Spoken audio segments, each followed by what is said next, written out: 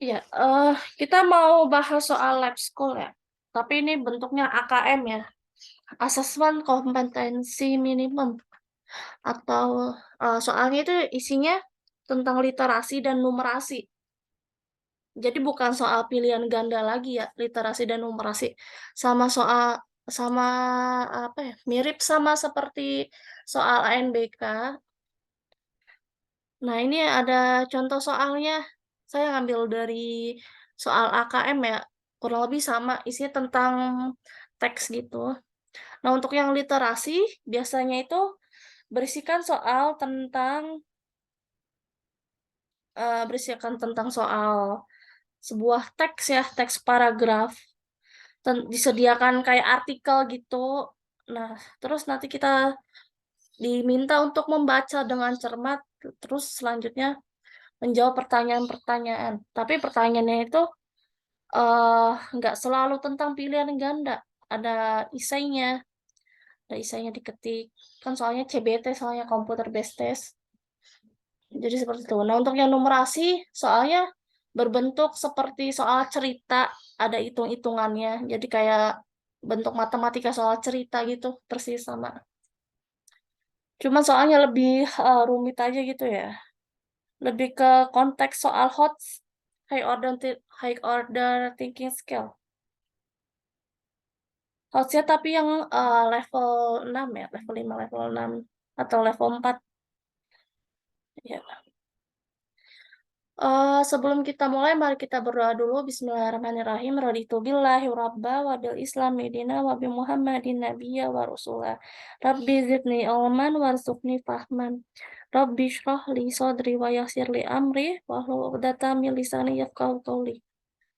Ya, oke. Soal paragraf yang pertama, soal teks 7 ya. Dia berupa teks.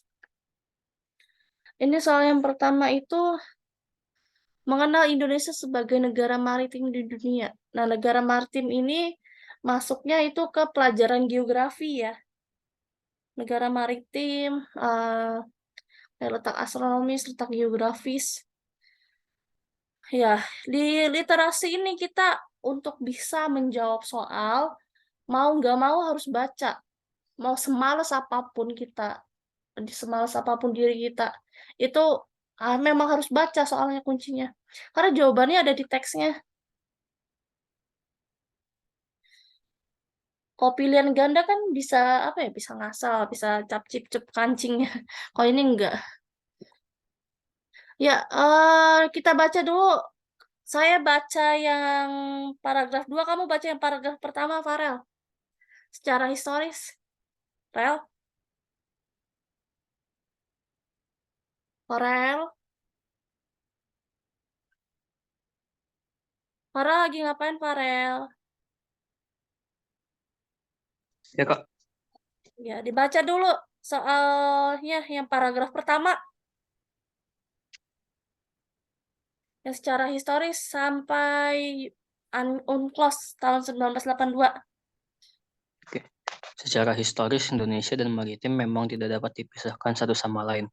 Ya. Negeri ini sudah sejak lama terkait dan menjalin hubungan akrab dengan laut. Secara geografis Indonesia terletak di antara dua samudera, yaitu Samudra Pasifik dan Samudra Hindia, serta menghubungkan benua Asia dan benua Australia. Indonesia adalah sebuah negara kepulauan berdasarkan Konvensi UNCLOS tahun 1982. Oke. Oke, lanjut di paragraf kedua, Indonesia memiliki lebih dari 17.000 pulau dengan garis pantai lebih dari 99.000 kilometer hingga menjadikan Indonesia sebagai negara dengan garis pantai terpanjang kedua di dunia setelah Kanada. Nah, terus Indonesia memiliki wilayah laut sangat luas, di mana 2/3 dari wilayah negara ini adalah laut, di mana sebagian besar wilayah di Indonesia itu berupa laut dan menjadikan Indonesia itu sebagai salah satu negara yang memiliki potensi besar di bidang kelautan. Indonesia dikenal sebagai dengan sumber daya alam yang melimpah. Jika di laut ada ikan, di darat juga ada, begitupun juga di darat ada rumput, maka laut juga demikian. Berbicara mengenai sumber daya alam yang di laut, maka Indonesia kaya akan hal itu, mulai dari ikan cumi, rumput laut, dan berbagai jenis hasil lautnya. Indonesia juga salah satu negara sangat kaya dengan keanekaragaman hayati di laut. Indonesia juga memiliki beragam wisata laut mulai dari ikan sampai terumbu karang. Potensi maritim yang dimiliki Indonesia sendiri itu berupa pariwisata laut ya, kayak misalkan wisata snorkeling. Nah, terus dengan garis pantai sepanjang 99.000 kilometer, Indonesia itu memiliki banyak destinasi wisata pantai. Kemudian banyak destinasi pantai yang mendunia ya. Kayak di Bali ada Kuta ya, Pantai Kuta. Selain itu, kekayaan ekosistem di bawah laut menjadi salah satu sektor pariwisata yang diminati banyak orang. Nah, seperti yang diketahui, Indonesia memiliki perbatasan maritim dengan 10 negara, eh yaitu dengan India, Lands Continents dan zona ekonomi eksklusif. Ada Thailand, Lands Continent, dan zona zona ekonomi eksklusif seperti Malaysia, laut wilayah EZEE, terus ada landas kontinen, Singapura berupa laut wilayah, Filipina, ZEE, dan sampai yang terakhir itu Australia berupa zona ekonomi eksklusif dan landas kontinen. Dari sejumlah apa nih? Dari sejumlah perbatasan itu di Indonesia telah menyelesaikan sebagai penetapan batas maritim dengan India, landas kontinen, Thailand, dan apa tuh sebagai wilayah laut. Jadi landasannya itu ada dua ya, ZEE, zona darat dan zona laut ya. Zona laut itu yang daratannya dikit ya, cuma berapa persen. Terus lanjut soalnya lanjut di nomor 28 ya. Literasi itu soalnya campuran ya, misalkan nomor 1 sampai 10 bahasa Indonesia, terus 15 sampai 25 misalkan IPS, kayak gitu-gitu. Jadi nggak semua tentang IPS gitu. IPS-nya kayak cuma beberapa soal. 28, Indonesia adalah negara kepulauan yang apa tuh? Yang terletak di antara dua samudra ya, dan dua benua, yaitu apa? Jawabannya Yang C, 28, jawabannya yang C ya. Samudra Pasifik ya. Ya, karena tadi ya udah jelas tentang letak geografis. Dua bendera ya, kalau lupa letak geografis. Dua benua dan dua samudra. Benuanya benua Asia, Australia, samudranya Asia dan Pasifik. Jadi jawabannya yang C.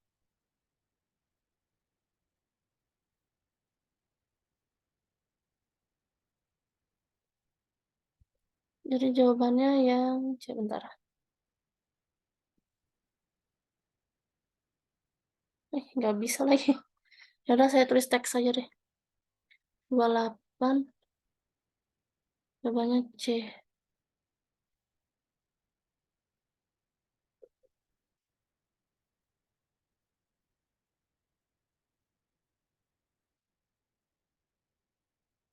Oh, mau digedein ya.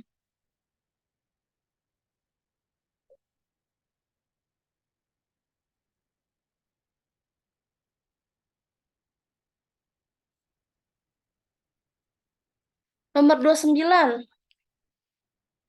29 apa nih? Beberapa negara yang berbatasan maritim dengan Indonesia dilihat dari laut wilayahnya. Dilihat dari laut wilayahnya, jawabannya yang mana?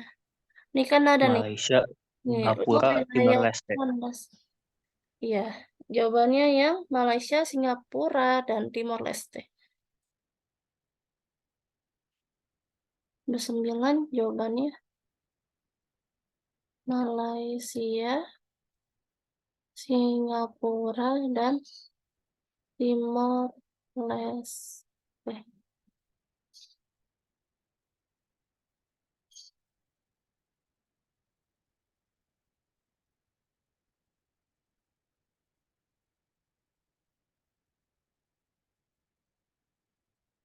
Nomor 30, berilah tanda centang pada pernyataan berikut yang dianggap benar atau salah ya. Tadi seperti yang udah saya katakan ya, soal literasi itu kuncinya baca. Mau nggak mau harus baca ya. Karena generasi sekarang generasi minim literasi ya.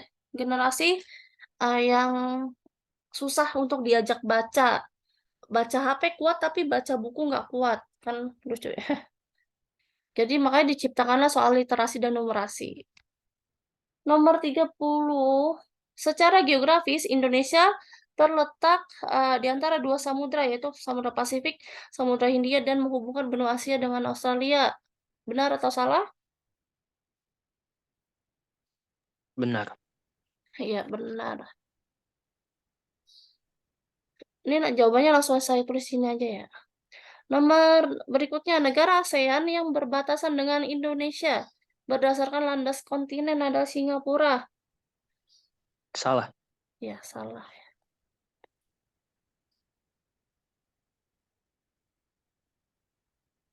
Benar.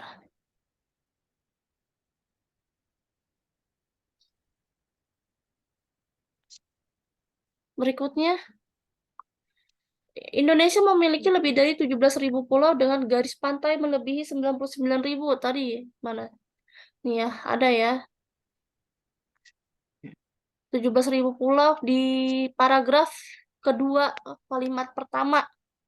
Indonesia memiliki lebih dari 17.000 pulau. Benar ya?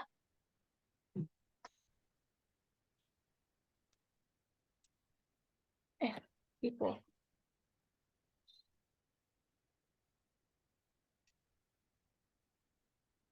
Dengan garis pantai sepanjang 89 km, Indonesia memiliki banyak destinasi wisata yang mendunia. Jawabannya benar salah? Salah. Salah ya, kan sudah jelas keterangannya saya itu sepanjang 99. Jadi jawabannya salah.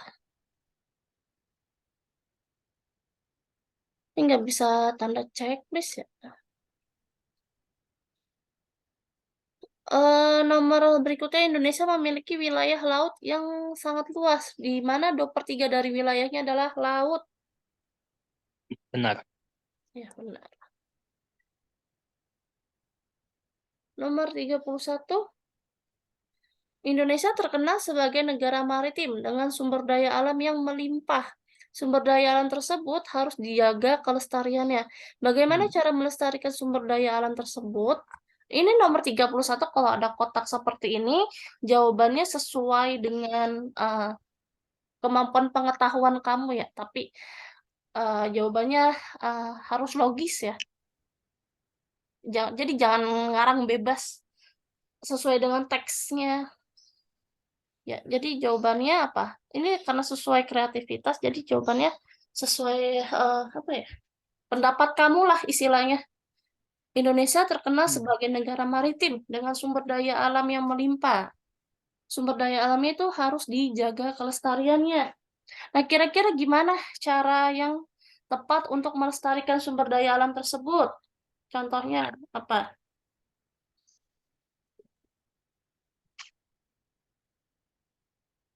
Tergantung kreativitas masing-masing ya. Kalau misalkan menurut saya, untuk menjaga kelestarian hewan laut ya, ini kan tentang maritim ya.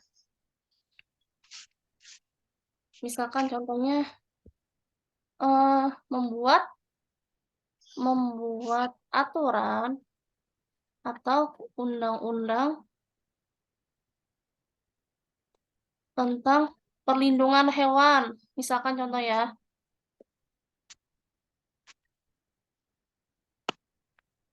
atau Mengurangi penggunaan kantong plastik. ya boleh.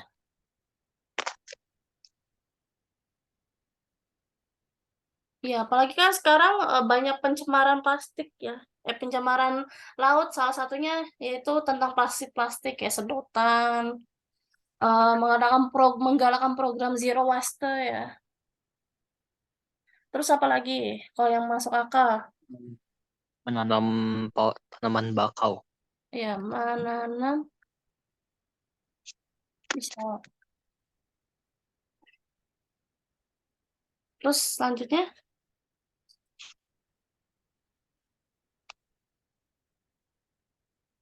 Apa lagi kira-kira?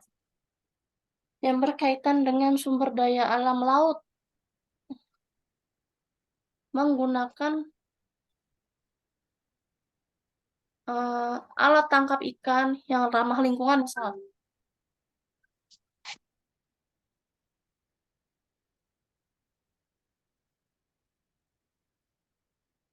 Tidak menggunakan pukat harimau ya, karena bisa merusak ekosistem laut, misalkan gitu.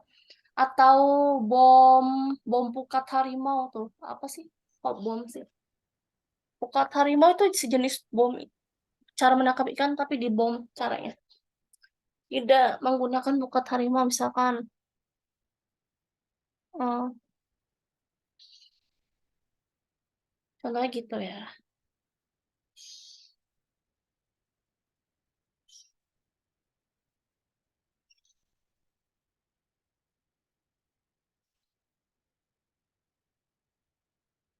Sebagai sebuah negara kepulauan, Indonesia dituntut agar dapat memaksimalkan laut sebagai sarana konektivitas antar wilayah.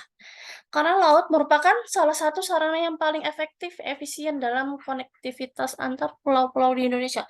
Setujukah kamu dengan pendapat tersebut? Berilah tanda centang pilihanmu. Setuju nggak kira-kira?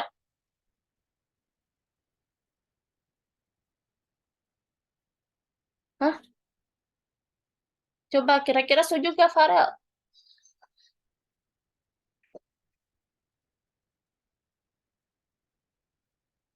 Hmm? Sebagai sebuah negara kepulauan, Indonesia dituntut agar dapat memaksimalkan laut sebagai sarana konektivitas. Ya setuju ya, tapi Setuju. setuju apa enggak? Terserah sih, boleh setuju, Setuju. boleh tidak setuju kan. Kalau setuju alasannya apa? Kalau nggak setuju alasannya apa? Ini harus disertakan alasannya ya, biasa gitu. Kalau setuju alasannya kenapa? Eh, Setuju. hmm,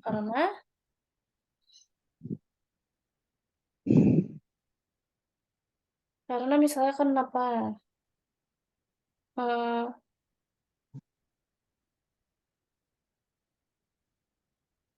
Boleh. Kalau googling jangan jangan googling dulu ya, soalnya kan nanti kan di tes nggak boleh bawa HP.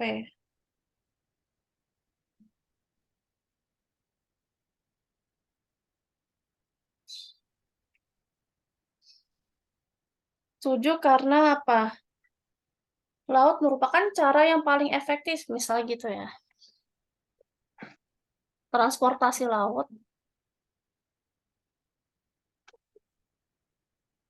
merupakan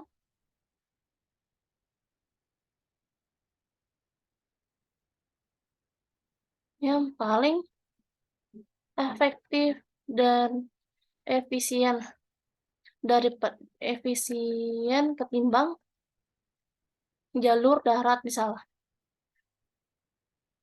Itu kan konektivitas antar wilayah berarti kan ibaratnya dia kan kayak sistemnya sistem pendistribusian barang atau jasa ketimbang jalur darat. Kalau jalur darat misalkan sering terjadi macet, terus polusi udara gitu. Contoh gitu, misalkan. Ini tergantung kreativitas kamu aja sih. Kalau yang ada kotak-kotak kosong kayak gini. Udah, selanjutnya nanti di sesi kedua join lagi ya.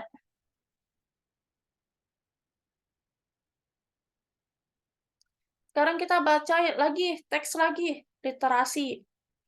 Ini masih tentang mencairnya es di Greenland ya, kutub es, dan resiko banjir tahunan.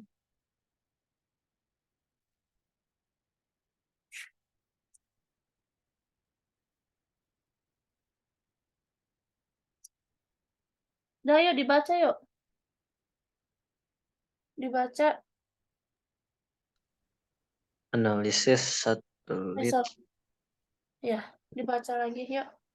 Analisis satelit. Analisis satelit harian mengungkapkan sebanyak 600 miliar ton es yang ada di Arktik Kutub Utara pada musim panas tahun lalu mendadak hilang. Dilansir dari The Guardian, saat itu di Arktik sedang mengalami tahun, perta- tahun terpanas. Penelitian baru mengungkapkan musim panas tahun lalu begitu panas sehingga memicu hilangan 600 miliar ton es dari Greenland, di mana kondisi ini cukup untuk menaikkan permukaan laut global setinggi 2,2 milimeter hanya dalam 2 bulan.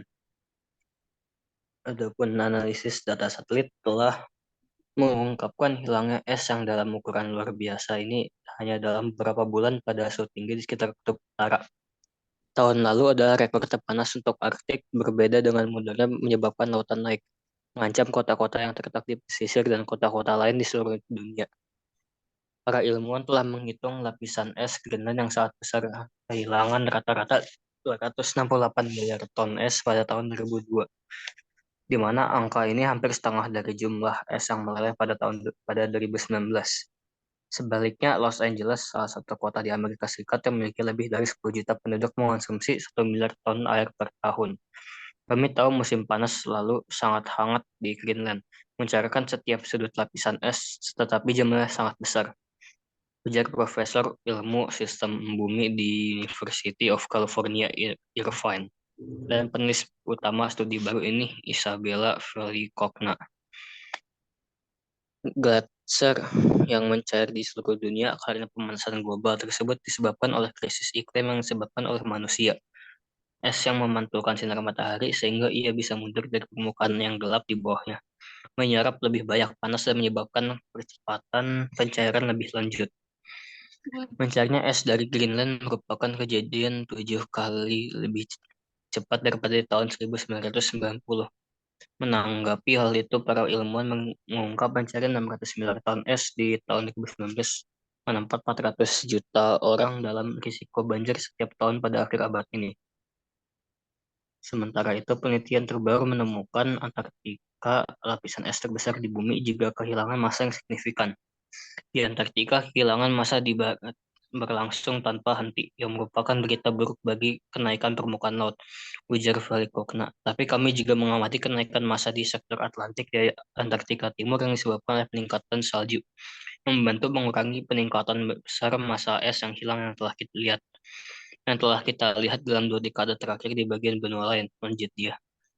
Adapun penelitian ini lebih jauh menggambarkan bahaya eksistensial yang ditimbulkan oleh pemanasan global yang tidak bisa terkendali, bahkan ketika perhatian dunia tengah dilanda krisis virus. Oke. Krisis virus corona ya. Ada lanjutannya, krisis virus corona. Nah, oke deh, yang terakhir saya aja baca. Dilanda virus corona, kemudian kecemerlangan teknis yang terlibat dalam menimbang lembaran es menggunakan satelit di luar angkasa sangat luar biasa. Terus ujar ahli glasiologi. Glasiologi itu yang mengamati ilmuwan yang mengamati tentang perubahan gunung es ya. Di Penn State University, Richard Alley menurutnya sangat mudah bagi masyarakat untuk terganggu oleh fluktuasi sehingga setengah data panjang yang sangat andal dari Gravity Recovery dan Climate Experiment atau GRACE, NASA, dan lainnya yang penting dalam mengklasifikasi apa yang sebenarnya terjadi. Hal itu menunjukkan kepada masyarakat suatu sinyal besar yang apa ya? Besar dan goyangan yang membantu kita dalam memahami proses yang berlangsung. Oke, soal nomor 33. Pernyataan yang benar berdasarkan teks di atas adalah ini suruh nyari pernyataan yang benar ya. Jadi harus cermat ya dalam membaca dan memahami teks. Nomor 33, apa jawabannya? Yang mana? Yang A, B, C, atau D?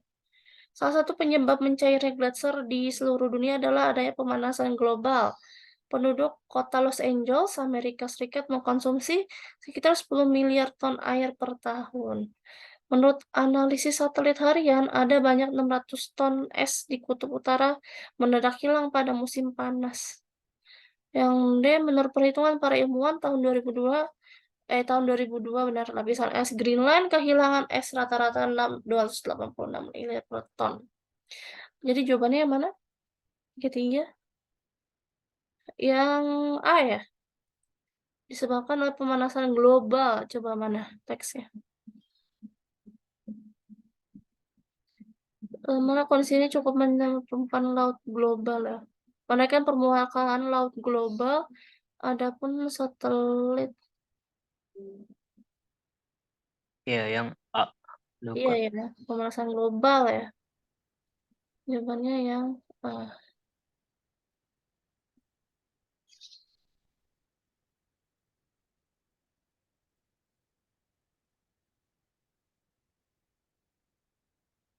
Nomor selanjutnya 34,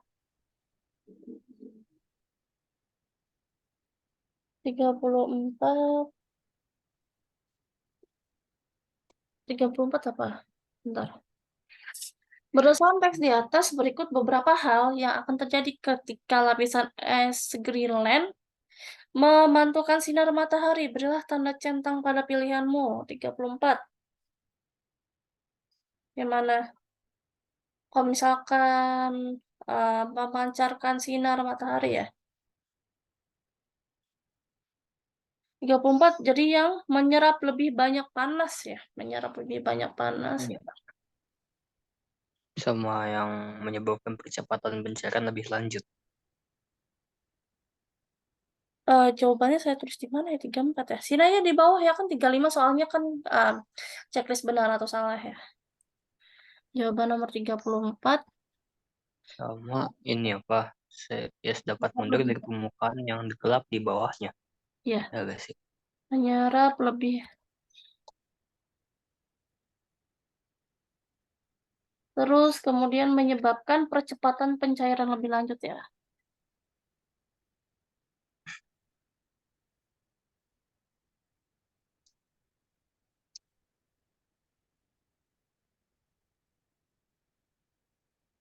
Lebih lanjut. Halo Tabina. Tabina langsung mengikuti aja ya. Ini udah saya record kok. Nanti bisa di-install ulang. Bentar, lanjut kemudian es dapat mundur dari permukaan yang gelap di bawahnya.